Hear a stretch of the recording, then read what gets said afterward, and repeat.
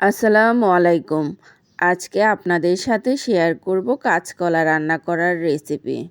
কাঁচকলা কিন্তু আমাদের শরীরের জন্য ভীষণ উপকারী একটা খাবার। কাঁচকলা দিয়ে কিন্তু বিভিন্ন রকমের ভর্তা, কাবাব আবার রান্না করেও খাওয়া যায়।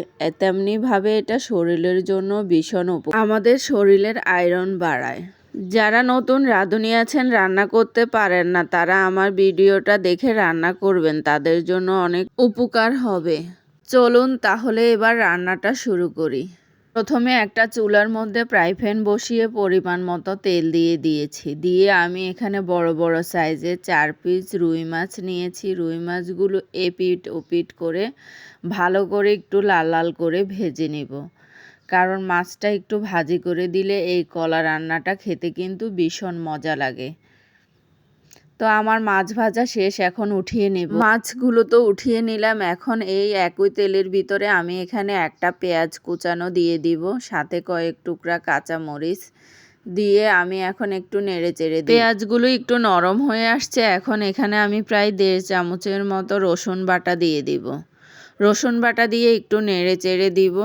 পরিমাণ মতো এখানে লবণ দিয়ে দিব 1 চা চামচ। 1 চা চামচ হলুদ গুঁড়া দিয়ে দিব।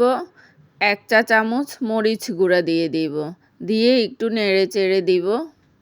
1 চা চামচ জিরা গুঁড়া দিয়ে দিব। দিয়ে এখন সবগুলো মশলা একসঙ্গে ভালো করে একটু নেড়ে চেড়ে মিশিয়ে নেব। মিশিয়ে একটু কয়েক মিনিট ভাজবো। ভাজার পরে আমি এখানে পরিমাণে অল্প একটু পানি দিয়ে দিব মশলাগুলো কষানোর জন্য। এরই মাঝে একটা ঢাকনা দিয়ে ঢেকে রেখে দিয়েছি। ঢাকনাটা উঠিয়ে দেখলাম যে মশলাগুলো কষানো হয়ে গেছে, তেল উপরের দিকে উঠে আসছে। একটু নেড়ে চেড়ে দিব। মশলাগুলো কষানো শেষ হয়ে গেছে। এখন আমি এরই মাঝে দিয়ে দিব কাঁচকলাগুলো।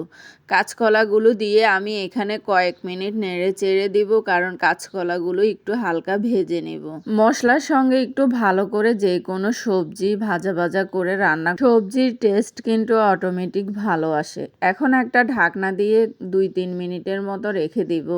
ঢাকনাটা উঠিয়ে দেখলাম যে কাঁচকলাগুলো কিন্তু ভাজা ভাজা হয়ে গেছে। এখন আবার একটু নেড়ে চেড়ে দিব, কারণ মশলাগুলো যেন নিচে না পুড়ে যায়, এই জন্য। এখন কয়েক টুকরো টমেটো কুচি দিয়ে দিব। যে কোনো রান্নাতে আপনারা যদি টমেটো দেন, রান্নার টেস্ট কিন্তু এমনিতেই বাড়ে। এখন সবগুলো কাঁচকলা একটু নেড়ে চেড়ে দিব। টমেটোর সঙ্গে একটু ভাজা ভাজা করে নেব। ভাজা ভাজা হয়ে গেছে। এখন রান্নার ঝোল দিয়ে দিব পরিমাণ মতো, দিয়ে একটু নেড়ে চেড়ে দিব। এইবার ভেজে রাখা যে মাছগুলো ছিল, ওই মাছগুলো কাঁচকলার উপরে বসিয়ে দিব। মাছগুলো যেন না ভেঙে যায়, এই জন্য আলতো করে একটু নেড়ে চেড়ে দিব। এখন একটা ঢাকনা দিয়ে প্রায় 10 থেকে 15 মিনিটের জন্য আমি ঢেকে রেখে দিব। এরই মাঝে এসে আবার ঢাকনাটা উঠিয়ে একবার নেড়ে চেড়ে দিব। কাঁচকলাগুলো এখনো ভালো করে সিদ্ধ হয়নি। এখন আমি আবার একটু নেড়ে চেড়ে একটা ঢাকনা দিয়ে ঢেকে রেখে দিব। 4-5 মিনিট পরে আবার ঢাকনাটা উঠিয়ে দেখলাম যে কলাগুলো আমার প্রায় সিদ্ধ হয়ে গেছে, মানে রান্না হয়ে গেছে। এখন একটু আমি পেঁয়াজ বেরেস্তা করে দিয়ে দিয়েছি। এইভাবে আপনারা কিন্তু বাসায় কাঁচকলা রান্না করে খেয়ে দেখবেন, ভীষণ মজা হয়। নিত্য নতুন রান্নার রেসিপি পেতে আমার পেজটিতে অবশ্যই লাইক, কমেন্ট, শেয়ার আর সাবস্ক্রাইব করবেন। আসসালামু আলাইকুম।